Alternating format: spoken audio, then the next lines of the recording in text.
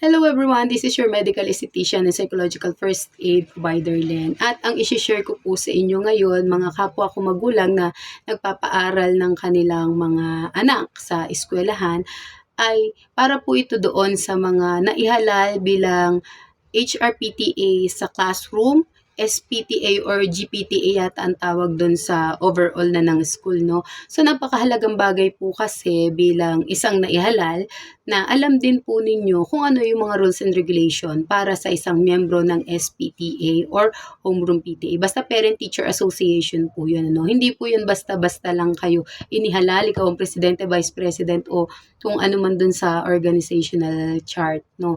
Meron pong function ang PTA sa loob ng eskwelahan at napakahalaga po ng function ng mga inihalal at naihalal doon sa eskwelahan. So, for example po, meron pong mga kagaya ko, hindi talaga ako yung, ang tawag doon, yung hinahalal, no? Naboboto, pero mas pinipili kong hindi pumasok doon sa organization because alam ko, doon sa schedule ko, sobrang busy na po talaga. At mas gusto ko lang din talaga kasi yung support. Pero from time to time, ang tawag doon, nai-appoint ka lang, ano. So, akin naman, may position o wala, walang problema dun sa akin. Basta mahalaga, ligtas yung anak ko, safe yung environment ng anak ko, makakatulong ako dun sa aking anak, no, kung paano yung progress din niya. Yun yung pinakamahalaga. At the same time, magkakaroon ng maayos, harmonious professional relationship doon sa loob ng aming classroom between the teacher and the parent, parent to parent, and parent to student, no? So, tayo-tayo yan yung palaging magkakasama sa loob ng 10 months. 10 months lang po yan, no? Yung isang school year, binubuo yan ng 10 buwan lang po. So, napaka-iksi. Napaka-iksing panahon na makakasama natin yung isang teacher. That's why, isa sa mga advocacy ko na tulungan natin sila. So, bilang kayo po o tayo ay na-appoint or yun nga, naihalal kayo, no? So, ako, appointed lang po ako palagi. So, wala namang problema sa akin gano'n, no? So, it's a privilege pa rin na kahit pa paano makakatulong sa ating section, no? Dapat po, alam po ninyo kung ano yung rules and regulation ng isang miyembro ng SPTA. Para po na susunod po natin kung ito bang sinasabi sa atin ng teacher, ng school ay tama at wala tayong na-violate na rules and regulation, yun po ay napakahalagang bagay. Siyempre, bilang parent po, lagi kong sinasabi, hindi lang sa pagiging magulang, sa lahat ng aspeto ng buhay na papasukin natin, we must, no, kailangan tayo ay well-educated and well-knowledgeable sa lahat ng pinapasok natin na sitwasyon ng buhay natin.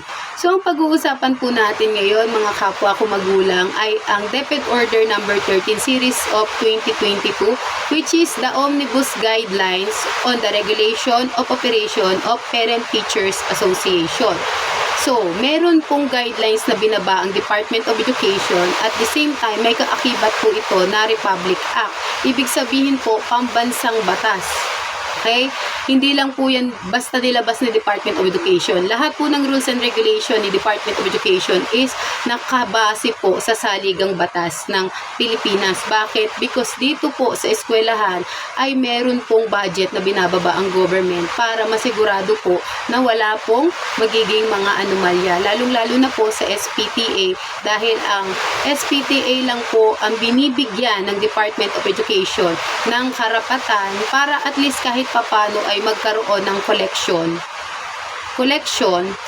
na base doon sa inaalaw ng Department of Education. Sa mga nakaraang vlog ko po, 3 po yun na sinabi ko na allow ng Department of Education na magkaroon po ng collection ang eskwelahan. Maliban dun sa 3 na yon, wala na.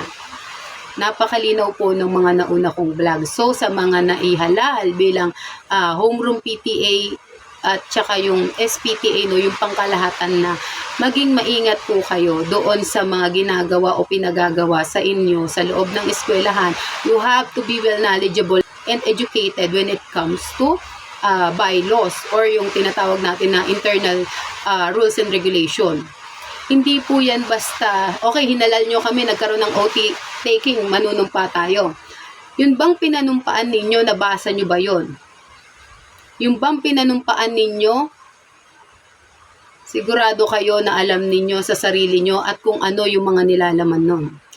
So, ang DepEd Order number 13 series of 2022 po ay 81 pages.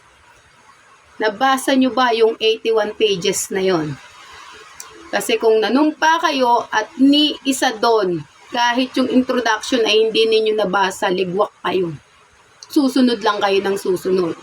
So, hindi po ganon ang ine-expect ng Department of Education sa mga SPTA, homeroom PTA, o yung mga magulang na naihalal bilang maging katuwang ng eskwelahan. Okay? So again, ako po ay hindi ihinalal, no? Hindi rin naman din kasi kaya ng schedule, pero pag ina-appoint ako, at least ang goal ko lang is to support. Sige, susupport ako ng kailangan ng classroom. Anong makakabuti sa mga bata. So again, sa mga naihalal ko, uulit-ulitin ko sa inyo. Yung pong DepEd Order number 13 series of 2022 na tinatawag po natin na Omnibus Guideline on the Regulation of Operation of Parent-Teacher Association is 81 pages po. 81. Sa bawat pages po na yon nakapaloob doon kung ano ba yung dapat na ginagawa natin, kung ano ba yung pwedeng gawin sa eskwelahan, kung ano ba yung dapat natin sundin, at ito ba ay tama o hindi. Para hindi lang po kayo basta-basta, ay ito yung project natin, ay ito yung gagawin, pero hindi nyo alam, nakakalabag na po pala kayo ng rules and regulation ng Department of Education. Napakahalagang bagay po nun. So nilalakasan ko po yung boses ko because malakas din po yung ulan, ano. So yun po yung napakahalaga nun, ano. Kaya dapat po ako po bilang isang nakakaalam at nakakaunawa din po sa mga rules and regulation ng Department of Education. Isa po sa mga advocacy ko na maturuan at maipaalam din to doon sa kapwa ko mga magulang at lalong-lalo na po doon sa mga estudyante. Because dapat po malaman natin to. Why? Hindi po kasi ito yung hindi tayo kasali doon sa mga trainings and seminars ng mga teachers na binababa ng Department of Education. That's why kailangan tayo i-educate natin yung sarili natin para hindi tayo basta susunod or masusway kahit na pala meron nang nababiolate na rules and regulation. Okay?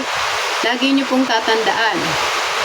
Ito po ay may kaakibat na Republic Act. Ibig sabihin pambansang batas po ng Pilipinas. So dapat malaman to lahat eh. Hindi yung tamang okay nahalal ka lang.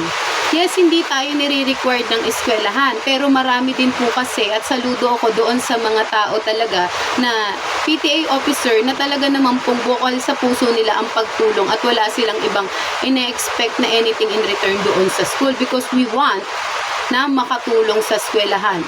But ako, gusto kong makatulong doon sa tama at mabuting pamamaraan. Tama at mabuting pamamaraan. Wala nang iba. Nothing in between. Dalawa lang naman yan eh. Mabuti o masama. So, nandun ako palagi sa mabuti. At isa ito doon sa paraan para malaman din po ng kapwa ko mga magulang kung ano ba talaga ang function at yung rules and regulation na dapat alam ng kapwa ko magulang o ng SPTA.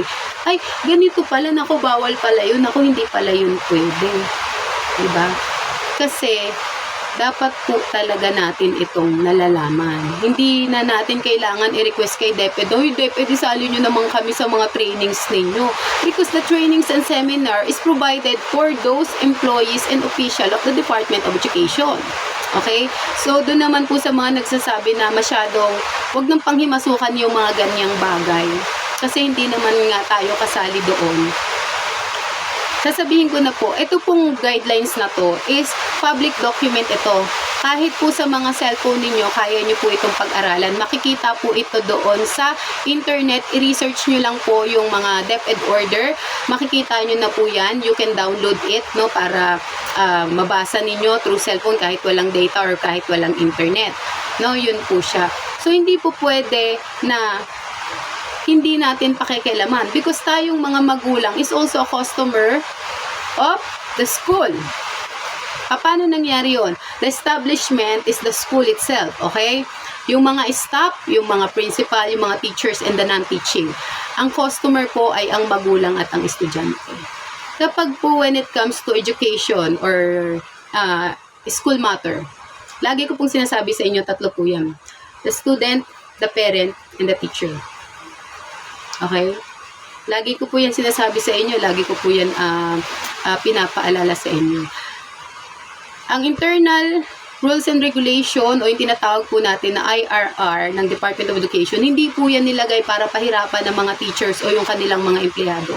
Nilagay po yan para proteksyonan ang mga estudyante unang-una dahil ang advocacy po ng Department of Education at ang kanilang priority is to support, no, yung best interest ng ating mga estudyante. At the same time, tayo mga parents is kasama din po doon sa kanilang pinoprotektahan.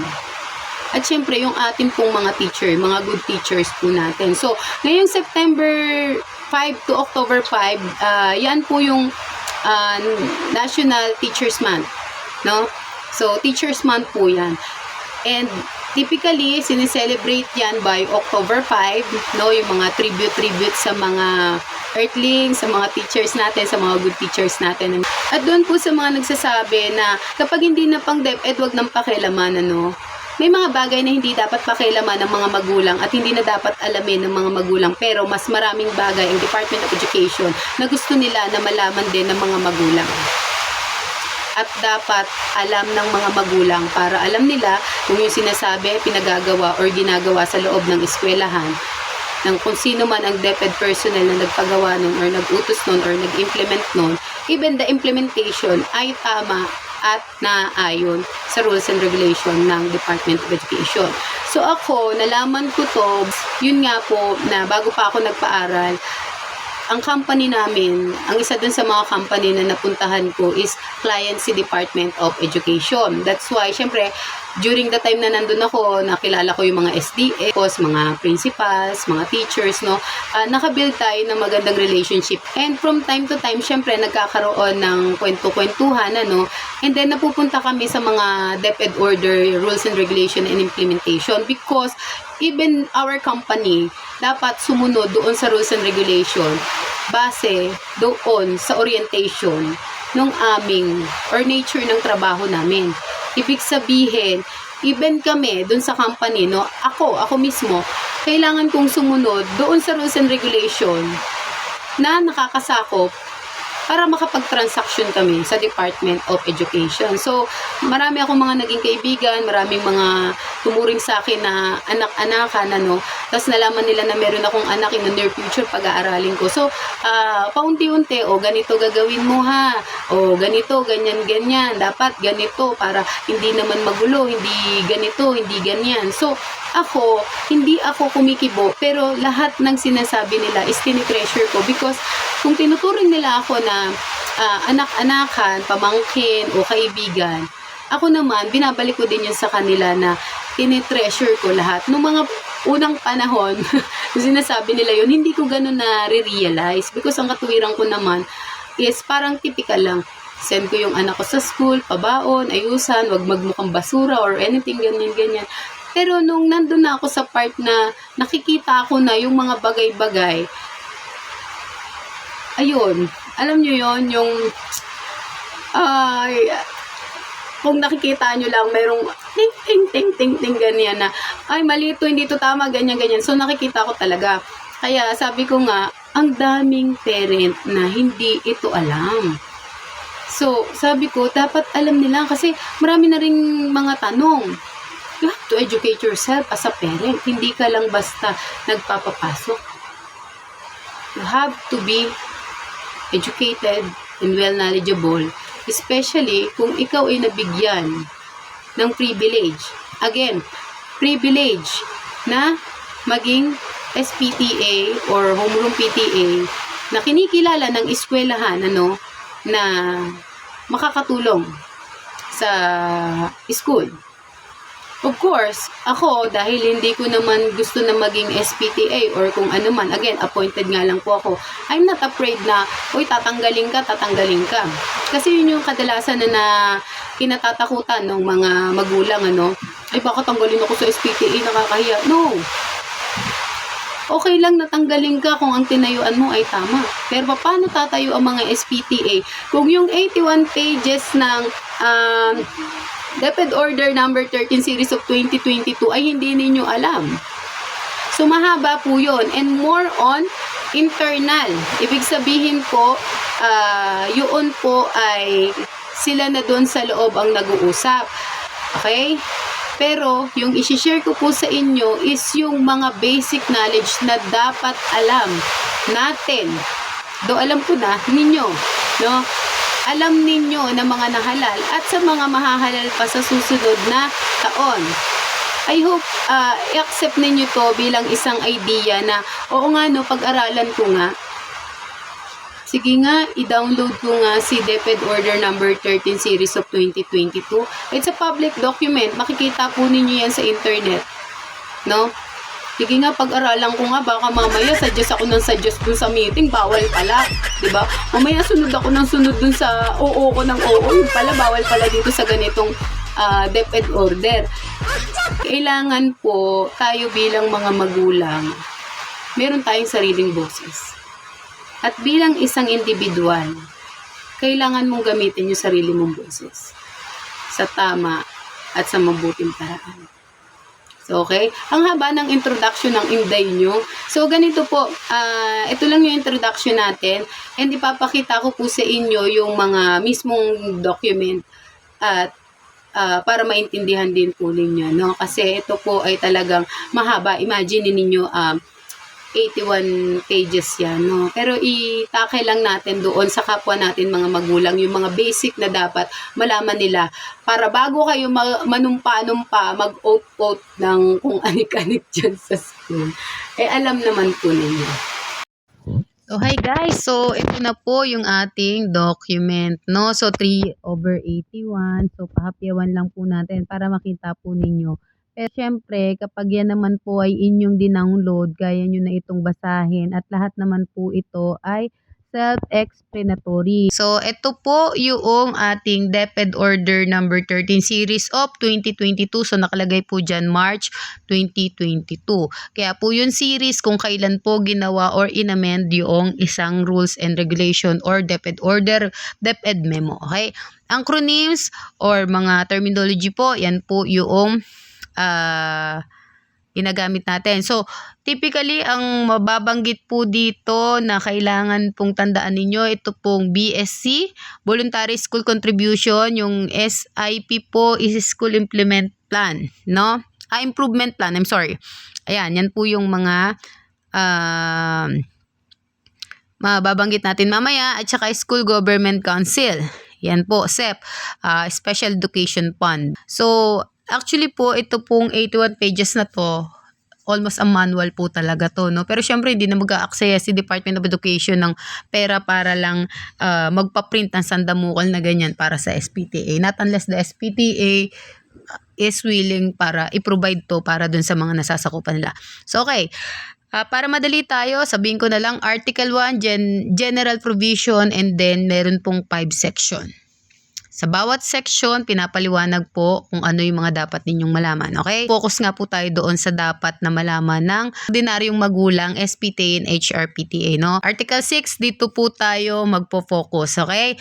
Article 6, allowed and prohibited activity of PTA.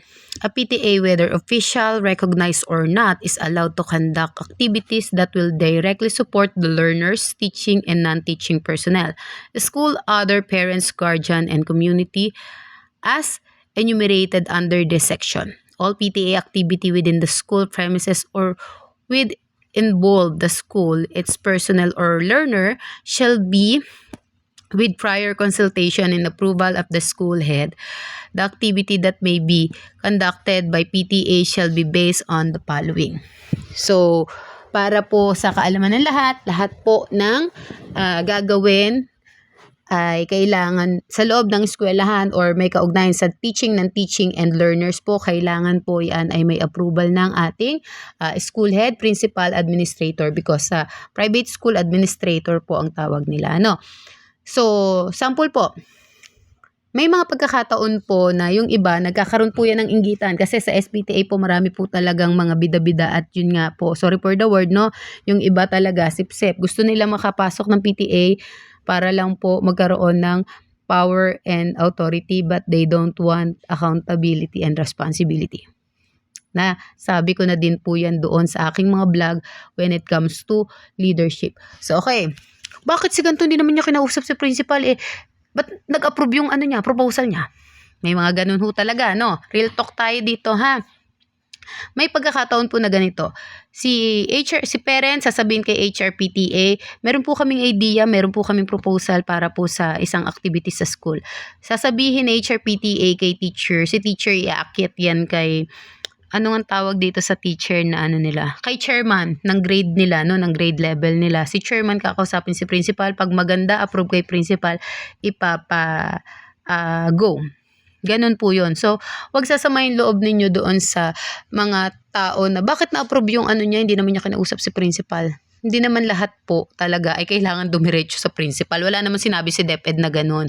Ang sinabi lang ho rito is kailangan po merong prior consultation and approval of the school head. Kung paano gagawin yon, bahala na po ang teacher at ang HRPTA or ang SPTA kung paano po yun mai-execute. Okay?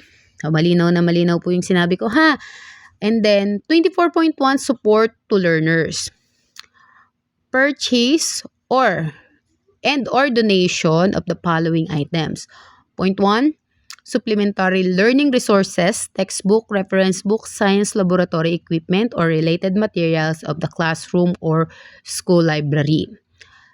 1.2, school supplies for distribution to learners such as bag, pencil, notebook, and other learning materials. So, dito po pumapasok po yung example ko po yun sa amin. Hindi ko na to dinadaan sa office. Diretso na to kung kaninong teacher ko gusto ibigay. Because, on my observation, may mga bata po talaga, may mga section po talaga na si teacher, ang dami po niyang learners na talaga pong incapable bumili ng mga basic needs. Kapag may nakita ka kung ganon, Lord, tulungan mo ako. If your will, makatulong po.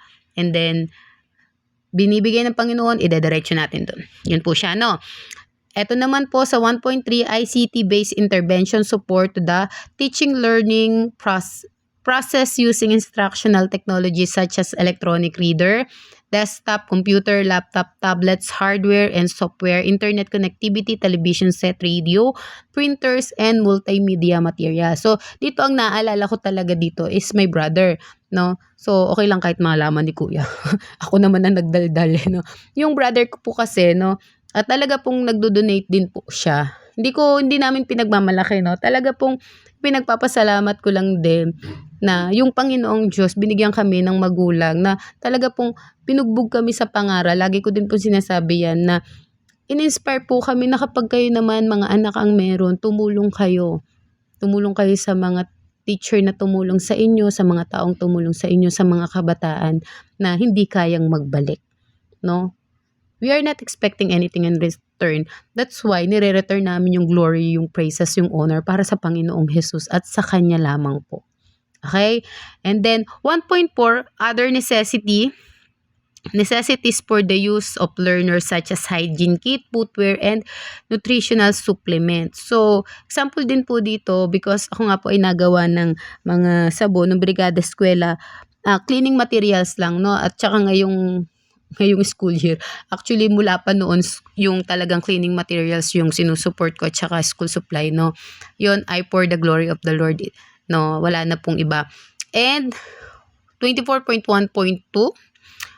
organize activity or event including but not limited to 2.1 academic enrichment activity like Brigada Pagbasa or other reading program, peer learning sessions, informative talks, and other similar activities.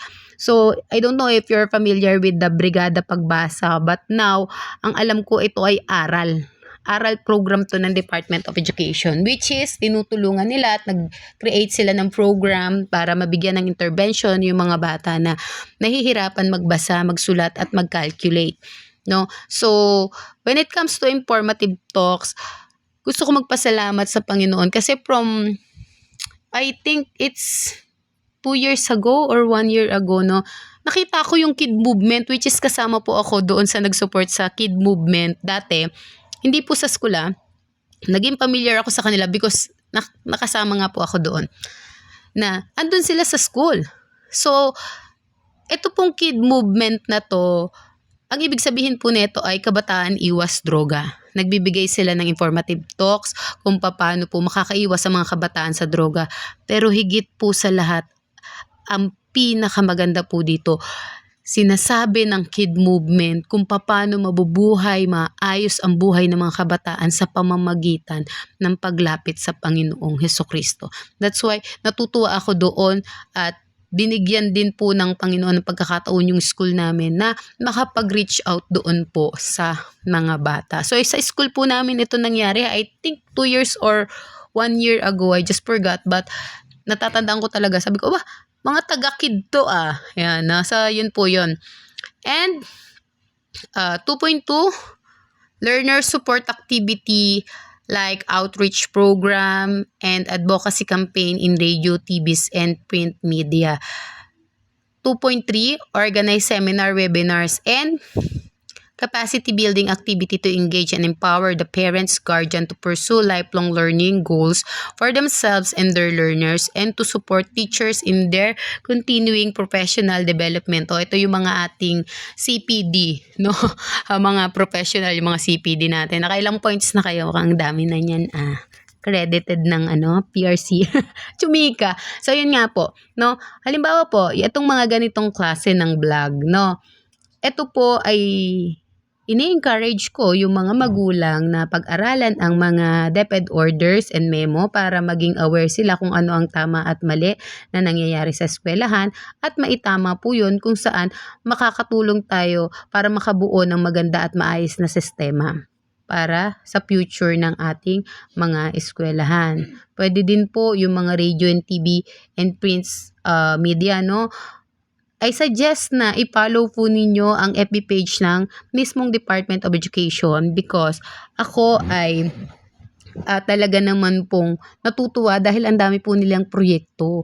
The problem, hindi yun alam ng mga magulang.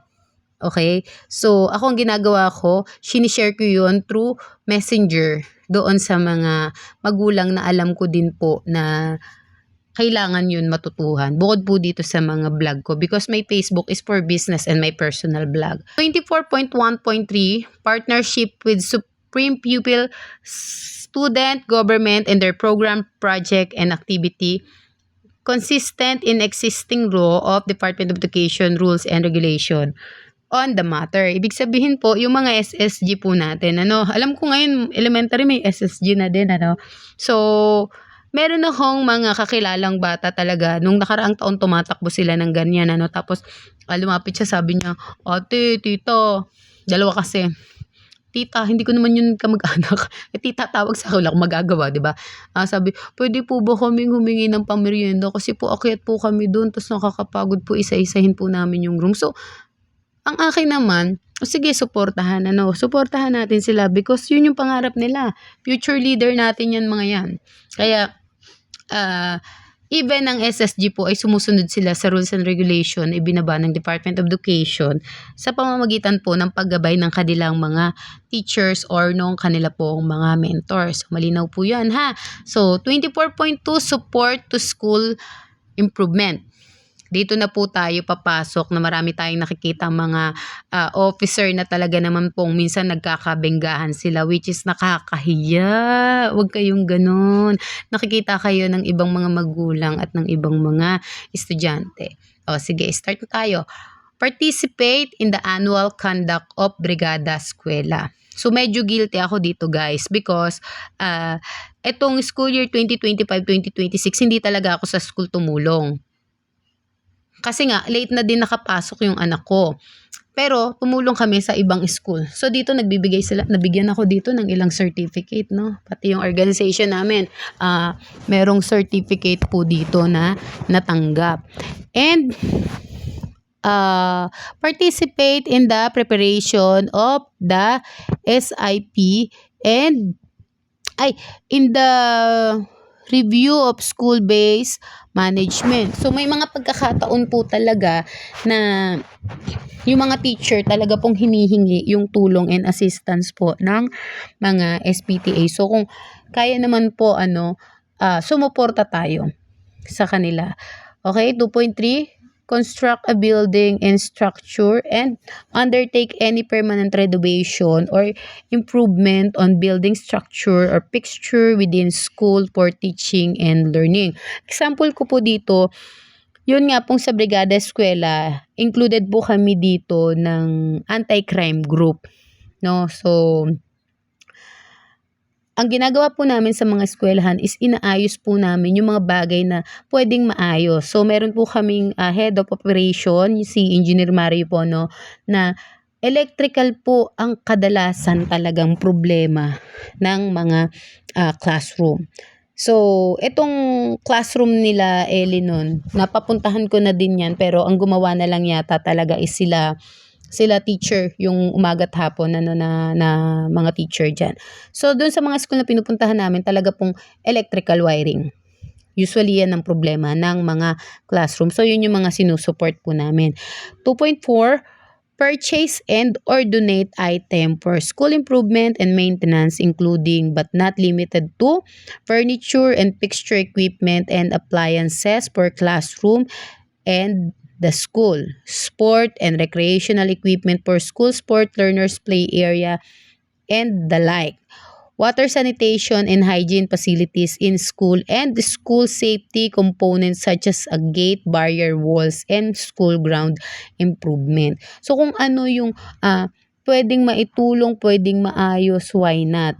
No, kung kaya naman, gawin po natin dahil hindi lang po yan para sa ikagaganda ng eskwelahan. Lahat ng bagay na ikagaganda at kabubuti ng eskwelahan, ang una pong nagbe-benefits niyan ay yung mga estudyante. Pero, hindi porket sinabi ko yan, pwede na kasi kailangan makakolekta tayo para sa ikabubuti naman. Balikan po ninyo yung vlog ko ng DepEd Order number 41 series of 2022, okay? No collection policy, kahit ano pang proyekto at kahit ano pa purpose. 3 lang po yung binigay ng Department of Education na pwedeng singilin sa mga estudyante at magulang na allow ng Department of Education. Okay? 24.3. Support to community development.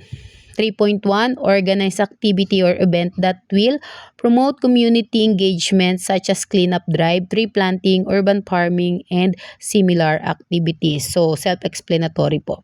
Promote health and wellness such as mental and physical health campaign and advocacy campaign on the prevention and mitigation of infections and communicable disease. Okay? So, let's say, we are on the medical field, no? Sige, pwedeng magpa-seminar ng ganito, tanungin mo si principal, i-propose mo kay principal, i-propose mo kay teacher. So, ganun po yung sistema pa rin. Recognize and the exceptional contribution of learners, parents, guardians, and teacher to community. Ito naman po, lagi ko po itong ginagawa, pero hindi po sa lahat, because ginagawa ko lang to dun sa mga nakikita kong mabuti at tama. We have to recognize our teacher, hindi lang po tuwing Teacher's Day. Kapag ako may nakitang teacher na ang tiyaga-tiyaga niya, Sir, ma'am, paano mo kinakaya yan? Grabe, ang tiyaga mo. Tapos kikilalanin ko na yung teacher na yon. Tapos pag may nakita ako na pwede kong maitulong, itutulong ko talaga. Kahit hindi niya estudyante yung anak ko, kahit hindi kami magkakilala. Ganun po ako. Pero, hindi ko dinedirekta sa kanya, pinapadaan ko sa ibang tao. Kasi, nandun din po yung part na nahihiya ako, no? May mga ganun po talaga akong pakiramdam. Pero at least, lahat naman po yun is galing po kay Lord yung provision. Okay? 3.1.4, keep the school community informed of current event, reform initiative, issues, and accomplishment by the publishing and distributing information, flyers, newsletter, report, and the like. And 3.1.5, partners with the LGU, non-government organization, civil society organization, and private sector in improving the quality of basic education at the local government. So, etong dalawang to, mostly na-experience ko to doon sa anti-crime. Ako kasi ang vlogger nila. So, ako yung nagbablog ng mga before and after. Question 25. Ito po ang isa sa pinakamahalaga kaya makinig po kayo. Medyo mahaba to pero dapat pong malaman ito ng mga magulang. Prohibited PTA activities or act of PTA officers. 25.1 PTAs and their officer are prohibited from performing the following. 1. Engaging in any partisan political activity within the school premises or using the SPTA in any partisan political activity. Okay? Pag sinabi pong partisan, ito po ay political parties.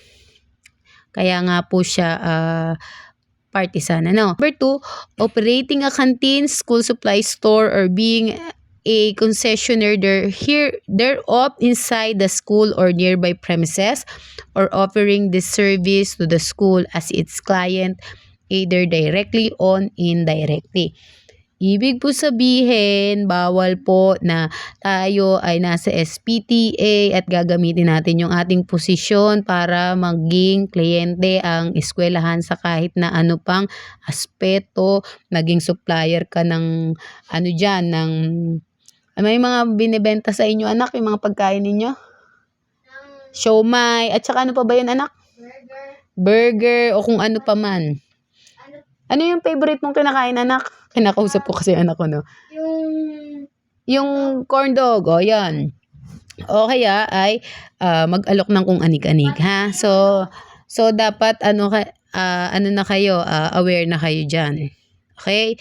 Number 3, selling insurance and or pre-need plans and recruiting in multi-level marketing or other similar scheme program to learners and or their parents, guardians, member. So, SPTA po. Parang ganito po yan. Ang mga teacher. Kapag sinabi mong teacher, isa lang ang papasok sa isip ko. Under sila ng Department of Education. Teacher of Department of Education. Private or public sector. Department of Education. Nakakabit yun sa pangalan nila. Kasiraan ng isang teacher, kasiraan ng Department of Education. SPTA. Kasi po, naskam ako kasi yung isang SPTA po, inalok po ako ng ganito, tapos po, hindi na po ako kinausap. Yari ka, SPTA.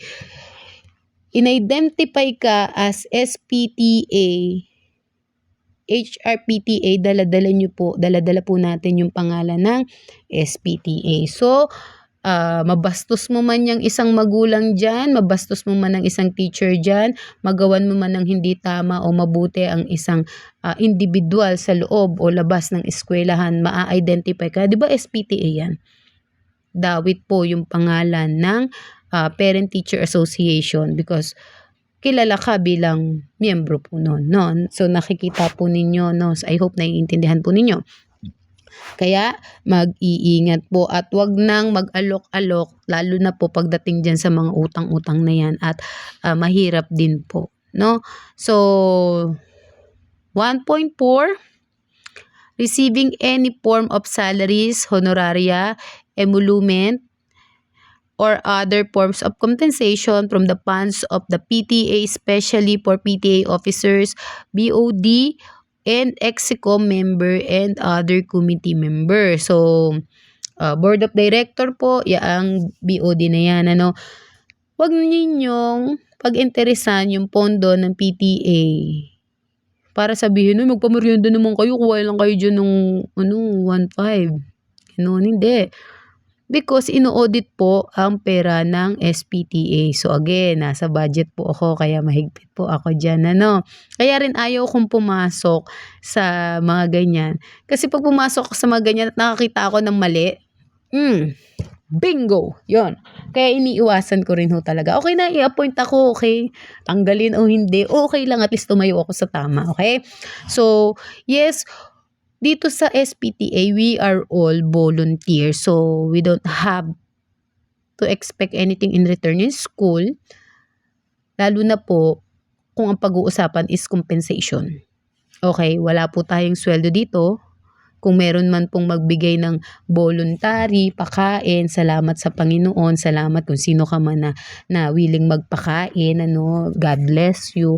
Pero yung iinteresin mo yung pera ng room ninyo, iinteresin mo yung pera ng SPTA or yung collection, kung ano man yung para sa ang project po yan. Hindi po tama yun. Okay, wag po ganun para makakaiwas po tayo sa mga reklamo and sanction. Ulitin ko po, pwede pong ipasanction ang isang SPTA officer. Lagi niyo po yan tatandaan. 5. Using the name of the school for unauthorized solicitation of financial or other resources from private donors and stakeholder. Meron po akong isi-share dito. Meron pong gumawa nito sa akin. Hindi ko po sasabihin kung sino o kung saang school to, no? So, kinausap niya ako because acquaintance kami. Hindi kami magkaibigan na. Sabi niya, ma'am, ganto, ganyan, ganyan, ganyan. So, sabi ko sa kanya, are you familiar with DepEd number 13 series of 2022? Sabi niya, no. So, sabi ko, ito yung section, okay? Bawal tong ginagawa mo. Kasi hiningan ko siya, asan yung seal ng school? Wala. Meron din akong na-experience na nakasobre pa. Tinamimigay sa mga magulang. So, tinanong ko yung nagbigay sa akin. Sabi ko, bakit walang seal to? Ganyan, ganyan. Do kaibigan ko yun, ha? Tinanong ko, ganyan, ganyan. So, sinabi ko sa kanila na bawal to, kuya. Bawal to, ganyan. Okay? Tapos, at least, ang pinakamaganda doon is naging aware siya or sila doon sa DepEd number 13. 1.6, charging any service fees against the amount collected from voluntary school collection. So, ano yung voluntary school collection? Again, Red Cross, Girl Scout, Boy Scout, yung iba pa pong nilagay dito like yung PTA fees and yung pong TB, yung mga ganyan. Pero yung allow lang ng Department of Education para sa mga estudyante is yung tatlo, Red Cross, Boy Scout, and Girl Scout. Hindi nyo pwedeng sabihin na 60 pesos kung ang nakalagay lang sa memo is 50 pesos. Bawal po yun, okay? 1.7, engaging in fundraising activity in excess of what is allowed under Section 23.15.1 and any violation and such other act or circumstance analogous to the foregoing. So, ang DepEd po kasi na-allow nila ang PTA sa tatlong fundraising, no? Not more than 4 na fundraising. Pag lumagpas po doon, violation na po yun, no? And 25.2, any violation of the provision of this section shall be dealt with corresponding sanction as provided under Section 32. Again po, pwede po kayong masanction dito kapag po binayolate ninyo ang article number 6, yung lahat ng nakapaloob po doon. Ano? So, mag-iingat po. Pakaingat-ingatan po natin yan. Ito naman po, Article 7, Financial Matter. Section 26, General Policy on Financial Transaction of Homeroom and School PTA. Number 1, consistent with existing law, rules, and regulation implementing DepEd Order Number 41, no, collection policy. The collection of voluntary school collection shall only be allowed through the PTA provided that the collection of voluntary school collection and performance of the other financial transactions shall be only allowed whenever they supported the program and activity identified in the SIP. What is SIP? School Improvement Plan. Okay, provided further that it shall be done in close coordinator with the homeroom advisor and or the school head concerned. So, si teacher natin, mga advisor po natin, o kaya naman po ang ating mga principals. Okay? Now, number 2, all PTA collections shall begin on the 3rd month of classes until the end of the school year and shall be guided by the following. Number 1, kindergarten to grade 4 learners. Only PTA membership due shall be collected from this learner in reasonable amount to be determined by SPTA BOD except for said voluntary PTA membership due. No other voluntary school collections shall be collected from kinder to grade 4 learners. Kinder to grade 4. Okay? Grade 5 to grade 12 learners. The DepEd authorized voluntary school collection that may be collected from this learner are shown in table 2 below in relation of section 5.12 hereof other voluntary school collection that may support activities identified in the SIP, which is School Improvement Plan, may also be collected from this learner. So, ito po yung table na yun. Ito po yung sinasabi ko po sa inyo kanina. DepEd Authorized Voluntary School Contribution. Kung ano lang yun nandito, yun lang po. Okay? At kung mapagkakasunduan. Pero ito pong tatlo na sasabihin ko, ito po talaga meron nakalagay na memo sila, no? May DepEd order sila. Red Cross of the Philippines, Boy Scout of the Philippines, Girl Scout of the Philippines, ito pong Parent-Teacher Association membership due, reasonable amount to be determined by SPTA. Yan po ay pinagmimitingan. Learners Organization based on existing school policy. Included po dito yung mga SSG, ano. Tapos yung school publication of elementary and high school, ito po yung parang dyaryo or newspaper. So, and anti-TB fund drive, no? So, 5 pesos. Wala na pong ganito masyado ngayon sa mga school because meron na po tayo sa mga center niyan. So, linawin ko lang po itong school publications, no? Hindi po ito bawal. Meron nga po siya, kasama nga po siya dito sa DO number 13. Ito po ang ginagawa ng mga teacher. So, I will stand for some teachers, no? Merong mga teacher po, kagaya ng mga teacher na nadaanan ko, na meron kasi yan ganito galing yan sa office, bababayan sa bawat teacher. Kunyari sa section namin, merong 10 si teacher. So, ang gagawin ni teacher, titignan na lang niya kung sino yung mga magulang na they are capable na bumili o kaya naman ay magbigay at alam niya na willing tumulong. Because alam din ng teacher kung sino yung mga capable na mga magulang sa section niya at alam din nila kung sino yung mga incapable. Ano? Kasi meron po talaga na pag binigyan yung isang estudyante, yung magulang nagre-reklamo, bakit ganito, ganyan, kawawa po yung teacher pag ganun. So, kung halimbawa pong hindi ninyo gusto yung school publication o yung dyaryo po, kausapin nyo lang po ng maayos si teacher. Chair, pwede ko po bang isoli ito kasi hindi ko po mababayaran. Madali naman pong kausap yung mga teacher, lalo po yung mga mabubuting teacher natin. O di, ako naman, ang na-experience ko, uwi na lang po yung anak ko, tong si Ellie. Ay, naku, ibabalandra pa sa akin yung dyaryo niya. Tapos ako naman, hindi na ako magtatanong kay teacher. Ang tanong ko na lang, magkano to? Kailan ko to babayaran? Kasi ayoko talaga ng may utang. Alam nila yan. So, ganun lang po. Ganun lang. Huwag natin aawayin yung mga teacher. Kung ayaw po ninyo, okay lang. Ibalik nyo lang po sa kanila. Huwag nyo po silang aawayin. Okay? So, 26 2.3. In the collection of voluntary school collection, the PTA should consider the following. Number 1, the collection of BSC, voluntary school contribution for the fundraising project of the PTA shall be agreed upon during the GA and shall be concurred by the school head. Ibig sabihin po na pag-usapan po yan. Walang aalis ng meeting ng merong kayong hidden agenda. Okay. Number 3, PTA shall refrain from setting exorbitant amount. No, wag kayong OA. Wag niyo sabihin 1,000. Though we are capable to pay for that, pero OA na yun, Ano to, seminar? Number 4, PTA membership fee shall be collected only once within a school year from parent, guardian, members regardless of the number of their learners in the school. Ibig sabihin po, kung ako ay may 5 anak at ako ay PTA officer at ang pinag-usapan natin ay 100 lang. 100 lang yon. Hindi nyo pwede sabihin sa akin 500 dahil 5 yung aking anak. At kung ako naman ang nasa posisyon ng ganyan, kahit 100 lang yan, akin na yung resibo because dapat po yan ay nire-resibuhan.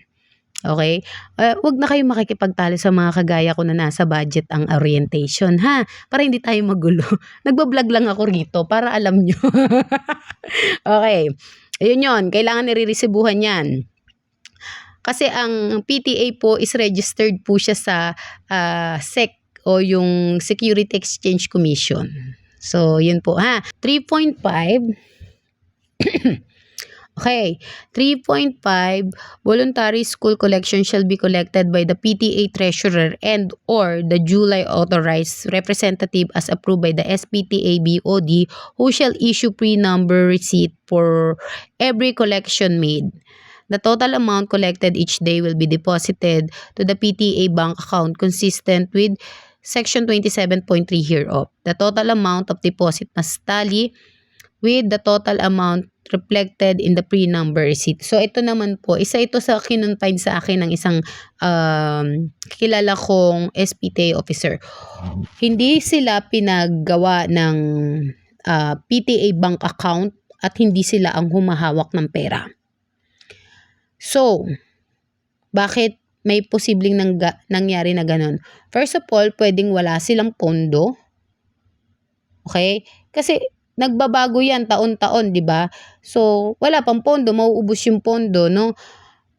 Ang pagpapagawa po kasi ng bank account is meron po yung deposit. I think it's 10,000 pesos. Kasi PTA, member po, ang PTA po is registered po siya sa SEC, which is the Security Exchange Commission. So, kapag hindi ganun kataas yung level ng knowledge ninyo pagdating sa mga ganitong kalakaran sa Department of Education, talaga pong masyusyunga po kayo. Okay? So, yun nga po. Pero lagi nyo pong tatandaan, meron or walang bank account, kailangan po na SPTA treasurer or president po ang hahawak or talaga pong treasurer dapat ang hahawak. Nasa SPTA po. Hindi po pwedeng hawakan ng school yan. Hindi po yan po pwedeng isama sa MOOE. Because pag inaudit yan, pwedeng yung pera ninyo mapunta doon. Kaya nga kayo SPTA, hiwalay ang inyong pondo sa pondo na galing sa gobyerno. Okay? Huwag kayong papayag na hindi kayo ang hahawak ng pera. Ang isa lang din po dyan na conflict of interest is wala nga kayong wala nga kayong bank account. Kung ako ang treasurer at pinasok ko yan sa pera ko, ang tingin ng bangko dyan ay pera ko yan. Okay? Kaya po dapat po talaga meron pong sariling bank account ang PTA. Yun po yung pinaka-safest at yun po ang pinakatama na sinusunod po dapat. Okay? At mag-i-issue po kayo ng resibo. Kagaya po nung sinabi ko kanina, ako ay talagang nanghihingi ng resibo because alam ko kung ano yung nangyayari at kung ano yung kalakaran. Talagang, kahit piso yan, resibuhan mo yan, ang tindi. No? Pero ganun po talaga sa PTA. Dapat po, bawat nagbabayad ng membership, meron po talagang resibo. Kasi yun po yung requirements ni Department of Education at sinasabi ni Department of Education.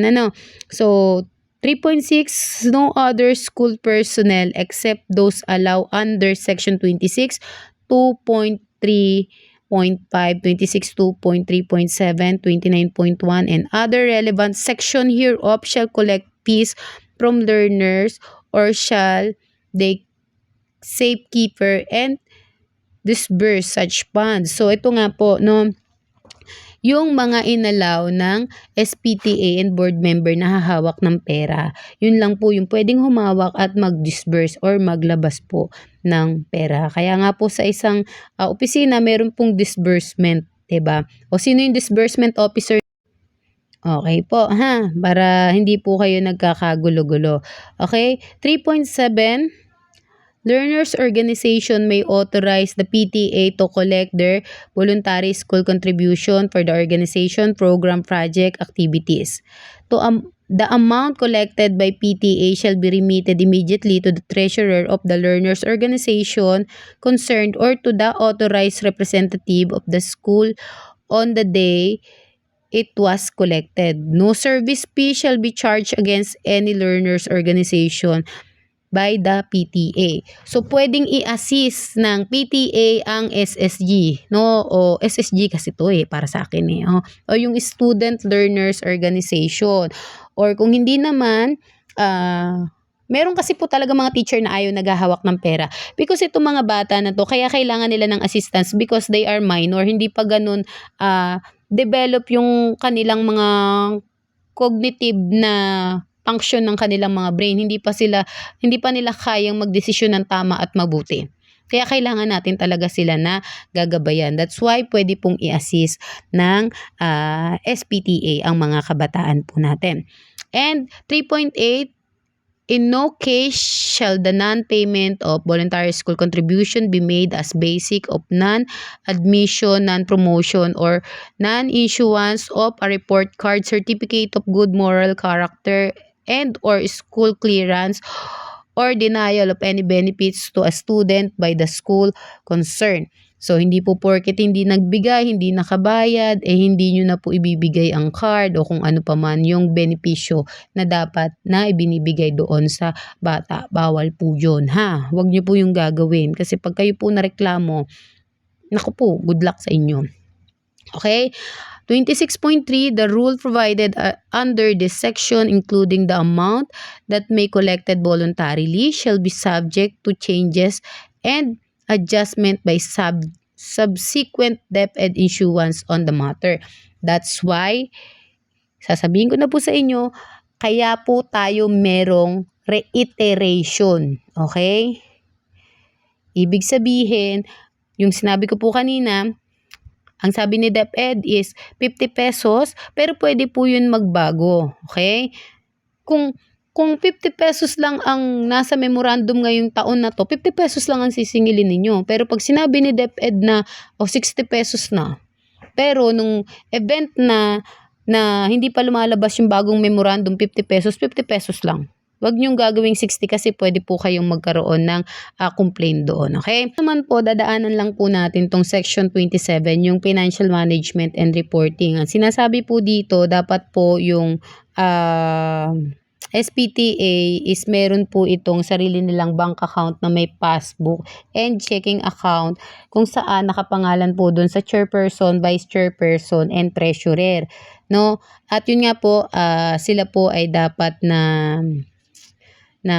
member or registered din po ng SEC. So, kaya po hindi po pwedeng hawakan ng school yung pera po ng PTA. Kasi may mga PTA po talaga na malalaki yung kanilang mga kapirahan. No? So, dito na po tayo sa section 28, transparency and accountability. Ano ko na lang po ha, sa-summarize ko na lang po. Dito po is para masigurado natin yung accountability and transparency ng mga SPTA. Kapag meron tayong gustong i-request, i-written po natin black and white.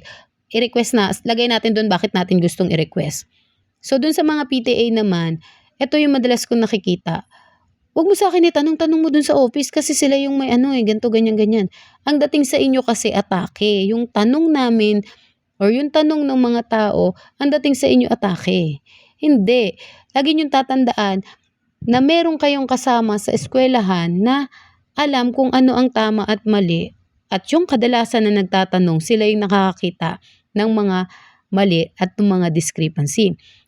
Pero kung na-request nyo na, sinulat nyo na sa president ninyo na gusto namin ng inspection para sa transparency sa napunta tong pera na to na nakolekta ninyo. Pwedeng i-deny or i-reject noong inyong president, vice president, secretary, or treasurer. Pero, pwede ninyong i-appeal sa school division superintendent. Susulat kayo doon, Dear Mr. Dr. Ganyan, gusto ko pong ganito ganyan yung budget ng SPTA namin. And then, aantayin nyo na lang yung sagot ng SDS. Okay, dito naman po sa point 2, ang SPTA dapat po meron kayong social media account at meron po kayong bulletin board na nakalagay dun sa labas ng opisina kung saan nandun po lahat ng transparency at yung mga report and accomplishment, resolution kung meron man po, para po and also the accomplishment para po nakikita po nung mga taong nasasakupan po ninyo. So, okay, dito po sa section 29, yung turnover po ng PTA record activities and kung may natira man pong pan. So, ito, hindi naman na po ito kailangan natin i-elaborate. Basahin na lang po natin para meron din po kayo na idea. At the end of the school year, all PTA documents, record, passbook, and the official logbook of activity and other resources must be properly accounted for and turned over to the school head. In the event that there are undeposited collection of PTA consisting of voluntary school contribution collected on the behalf of the school, and voluntary school collection collected for the PTA fundraising project, notwithstanding the requirements provided under Section 27.3 hereof. Such undeposited collection shall also be turned over to the school head, who shall ensure the deposit of the same to the PTA bank account the next banking day. Ibig sabihin, kung Martes, kailangan maideposito nila ng Miyerkules. Yun po ay talagang kailangan. Para hindi magkakaroon ng question. The turnover shall be done in a meeting solely called for the purpose.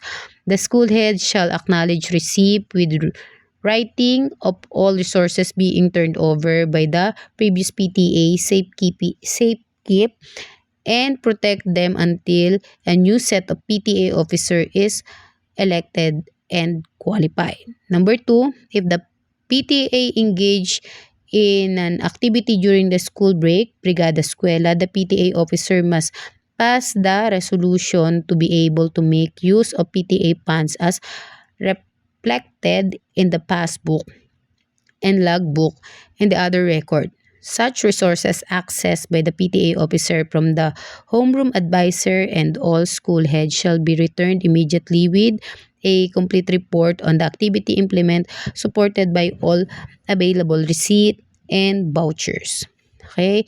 Number 3, consistent with Section 10.5, 15, and 29.1 hereof, the school head of the opening of the new school year shall turn over the passbook, logbook, PTA record, document, and other resources to the newly elected PTA officer of the current school year in the presence of the outgoing PTA officer. So ito po, nakita ko po ito, pero wala pong pinasang mga record or whatever, not even the fund. If the school head transfer, resign, retires, or is separated from the school, all the above enumerated PTA resources shall be turned over to the newly designed school head. Which is ito naman po talaga ang nangyayari. Ito po yung sinasabi po ko kanina, na may mga bagay na hindi na natin nalalaman at okay lang din naman na hindi na natin malaman. Kumbaga, kaya ko lang naman siya sinasama sa vlog para maging aware din po kayo. So talagang ganun po ang nangyayari doon sa loob ng opisina. Kasi po nagre-reshuffle po ang mga principal. Let's say si principal 2 aalis na at lumipat na si principal 3. So si principal 2 sasabihin niya, ito yung lahat ng dapat kong i-turn over sa'yo. Ikaw na mag-turn over dun sa mga susunod na SPTA. So yun po yung mga kanilang mga ginagawa. So dito naman po tayo sa Article 8, Conflict Dispute Resolution, Disciplinary Proceeding, and Sanction. So dito naman po sa grievance proceeding, halimbawa po meron pong nagreklamo sa isang co-officer, ito po yung kanilang mga rules and regulation. In relation to Section 11.8.1 and 18.2.7 .1 hereof, PTA-related complaints and grievance arising between and among member and or officer of the PTA shall be disposed in accordance with these guidelines, provided that the complaint does not involve light, minor, less grave, and grave major offenses. Such complaint may include but not limited to number 1, improper implementation of PTA policies and procedures. Number 2, maraming guilty dito, unfair treatment by one officer member or another officer member. So dito kasi, ito ang sakit ng karamihan yan. PTA officer, pero kung akala mo mag-utos, umasta, magyabang at trumato ng hindi tama at mabuti doon sa kanilang kapwa, magulang at officer, akala mo nabili yung pagkatao. So, mali po yun. Respect begets respect. Okay? 3, disagreement or conflict arising from poor interpersonal relationship and for all other matter or action of PTA member officer giving rise dissatisfaction and discontentment of other PTA member officer. Okay? Pagdating naman po dito sa grievance mechanism shall proceed in this manner. No, ito po ay yung kanila ng mga ginagawa.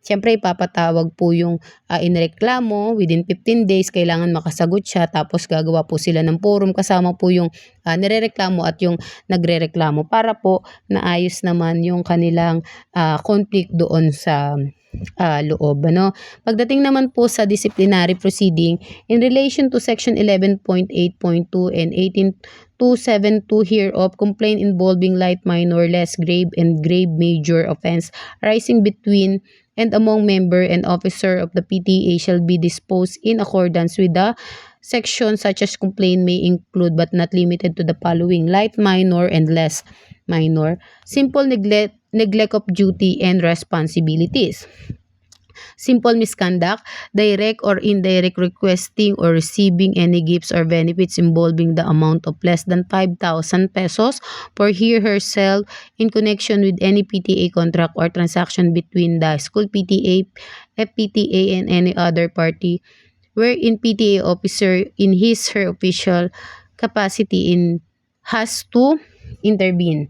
So, ito po yung sinasabi natin na kanina, no, na bawal yung partisan at bawal mong interesin yung budget para lang maging kliyente mo yung eskwelahan o kaya yung SPTA. Basta anything na conflict of interest, hindi po pwede yun. Discourtesy in the discharge of or officer duty of PTA officer, lobbying for personal interest or gain, no, insubordination. Ito, ang tindi nito mga to pagdating sa insubordination, kala nyo pasweldo nyo yung iba no. Isipin nyo muna kung yung insubordination na sinasabi ninyo ay talagang insubordination o baka natatapakan lang yung mga ego ninyo. Ha? Yusin nyo. Hindi lahat ng nasa eskwelahan walang alam, ha? Gigil. Hindi, marami kasi ako nakikitang ganyan. 7. Conviction by final judgment of an offense that is equivalent to a violation of a special law involving a fine amount to not more than 40,000 pesos and other similar light, minor, and less grave offense situated in their bylaws. So, yun nga po, lagi ko nga po sinasabi na ang Department of Education, lahat po ng kanilang DepEd order ay nakasalig sa saligang batas din po ng Pilipinas. Okay? Grave minor offenses, asan na ba tayo? Ito na nga, okay?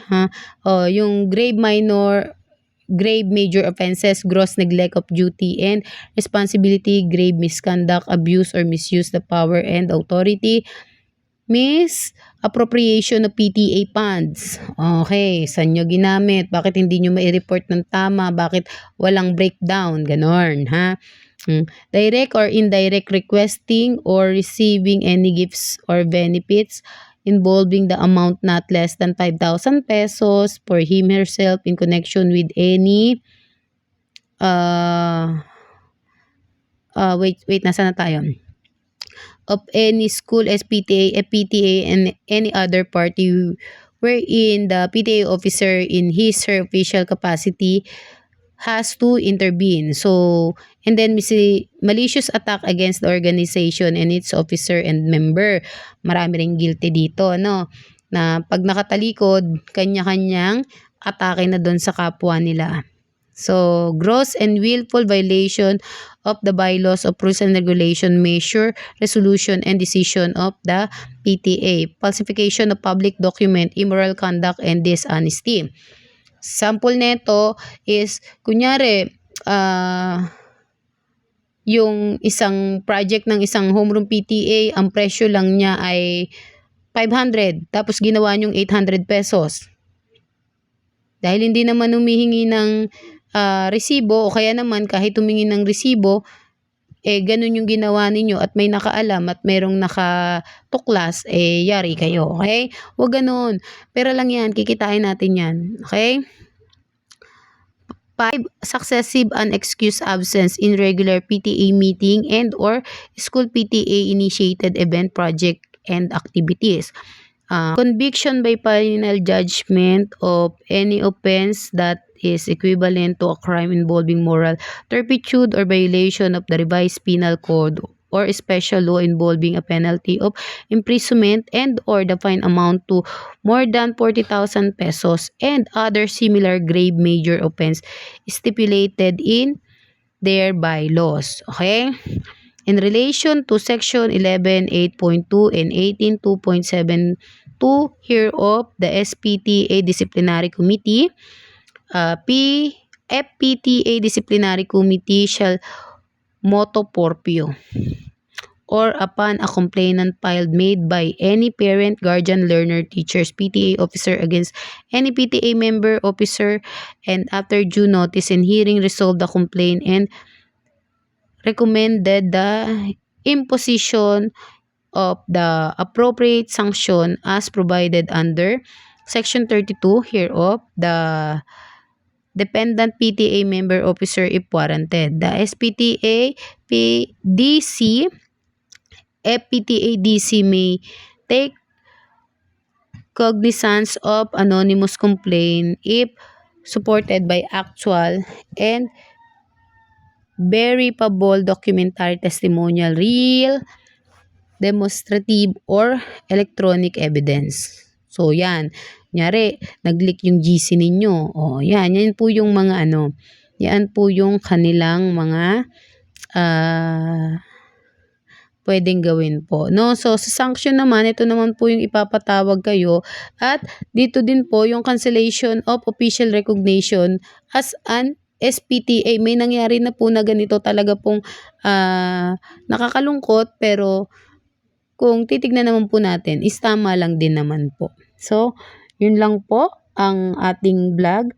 At ayun po ang ating topic patungkol po sa DepEd Order number 13 series of 2022, which is the Omnibus Guidelines on the Regulation of Operation of Parent-Teacher Association ng ating mga eskwelahan. So regardless kung ikaw ay elected or appointed, make sure po na alam ninyo kung ano po yung posisyon na tinatayuan ninyo. Alam ninyo kung ano yung lugar niyo sa eskwelahan at alam ninyo kung paano iboboses ang tama at mabuting bagay para po tayo ay makatulong sa eskwelahan. Lagi po ninyong tatandaan, ang tama ay tama, ang mali ay mali. Dapat po, even tayo mga PTA officer ay sumusunod sa rules and regulation na itinatakda ng Department of Education dahil lahat po ng rules and regulation nila ay nakabase din po sa saligang batas ng Pilipinas para po makakaiwas po tayo doon sa iba't ibang klase ng anomalya. So tignan po ninyo yung mga nangyayari sa ating gobyerno ngayon, yung mga kasinungalingan na tinabunan noon, unti-unti na pong ine-expose ng Panginoon. At meron po tayong kasabihan, di ba? Sa mata ng bata, ang maling halimbawa ay nagiging tama. Kung kalalakihan ng ating mga estudyante na kahit alam na nating mga magulang na mali yung ginagawa o nangyayari sa loob at hindi natin itinatama, ilan dito sa mga estudyante sa kasalukuyang panahon ang pwedeng maging teacher, ang pwedeng maging principal, ang pwedeng maging DepEd supervisor, ang pwedeng maging DepEd STS. Ilan sa mga yan ang makakakita ng tama at dapat nilang tayuan o ang makakakita ng mali na hindi natin binubusisan. Lagi po ninyong tatandaan, totoo po na ang kabataan ng pag-asa ng bayan, pero tayo bilang mga magulang, dapat ituro din natin sa ating mga anak kung ano yung tama at kung ano yung mali. At ganun din po, gusto ko lang po, DepEd, Department of Education, gusto ko lang din pong bumoses para po dun sa ibang mga teacher. Yung iba, hindi po talaga kumikibo, hindi nila ginagamit yung kanilang email address para magsabi, magsumbong ng mga mali nilang nakikita. Because natatakot sila na baka pag initan sila sa eskwelahan o kaya naman, baka mawalan sila ng trabaho. Ilan ang teacher na kilala ko? Kinakaltasan ng sweldo. Pwede ba yung DepEd? Pwede ba talagang kaltasan ng sweldo ng isang teacher samantalang pinaghirapan niya yun? Baka pwedeng pakitignan yung mga teacher natin, na sige, pasok ako. Turo ako, kakapagod. Hirap. Minsan, even the teacher itself, kulang sila sa financial nila. Pero sige, kasi establish ako dito sa sa trabaho ko. titiisin ko na lang. Hindi kami man pwedeng magsabi kasi alam nyo naman na po mangyayari. Diba? So, ako naawa ako dun sa mga ganong klaseng teacher, no? Yung iba, kailangan nilang bigay ng certain amount na hindi alam kung bakit. Diba, no? Bakit? Para saan? Saan mapupunta? Yung simpleng mga ganong bagay na marirelieve, no? O kaya mapapagaan yung buhay ng mga good teachers natin. Baka naman pwede. Baka naman may nakakarating na sa inyo. Baka naman pwedeng pakitutukan. Because hindi din lahat ng teacher is lumalaban, kayang lumaban, at gustong lumaban sa maling sistema o kalakaran. Tignan nyo, kasi isa ang pagiging teacher sa napakahirap na propesyon.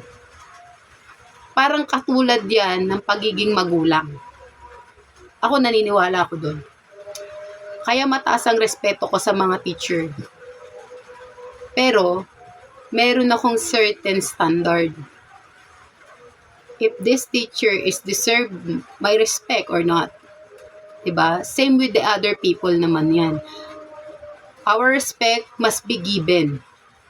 Pero yung ibang tao na lang ang magdidesisyon kung mawawala ba o hindi. Same with the HRPTA. No? Or yung dun sa SPTA or General PTA. Kung anong tawag nyo sa PTA nyo sa eskwelahan. Lahat ng respeto natin dapat given yan. Yung tao na lang ang magtatanggal ng respeto natin sa kanila. So again, Department of Education, pakisilip naman yung mga teacher natin. Ano? Do alam ko naman po na sinisilip ninyo, tinitignan ninyo, pero baka naman meron kayong mga masiselang tanong na bigyan ninyo ng pagkakataon na may open sa forum. At dun sa mga teacher na yun, kung sakaling mabigyan kayo ng pagkakataon, stand firm, speak up. Hindi para sa inyo, kundi dun para sa mga katulad ninyo na gusto lang din ng pagbabago. And I do believe that Department of Education, wala silang ibang gusto, kundi mas maging maganda at maayos ang sistema ng ating education. At syempre, gusto ko na din pong samantalihin ang vlog na to para batiin po ang ating mga good teachers, good and great teachers. Happy Good Teachers Day. You know, I'm very selective type of person. Alam nyo yan. Mahadera. Ayun, Happy Good Teachers Day po, especially po sa mga naging teacher ko ng elementary, high school, at yung mga naging professor ko ng college. So, hindi ko na kayo kailangan isa-isahin. Siyempre, alam nyo yan kung sino-sino kayo. Kung sino yung mga naging estudyante ako. Ayan. So, salamat din po sa teacher ng aking anak. At andito lang po kami to support doon sa section natin, makatulong din po sa inyo. At doon po sa mga school na kung saan ako naging pakalat-kalat. Sa mga school na napuntahan ko, sa lahat ng mga naging kaibigan ko teacher sa buong Calabarzon, Happy Good Teachers Day po sa inyong lahat. At doon po sa sinusupport namin sa anti-crime na napupuntahan po namin na school, no? Happy Good Teachers Day po sa inyong lahat. So yun lamang po. This is your medical esthetician and psychological first aid provider, Len. And God bless everyone!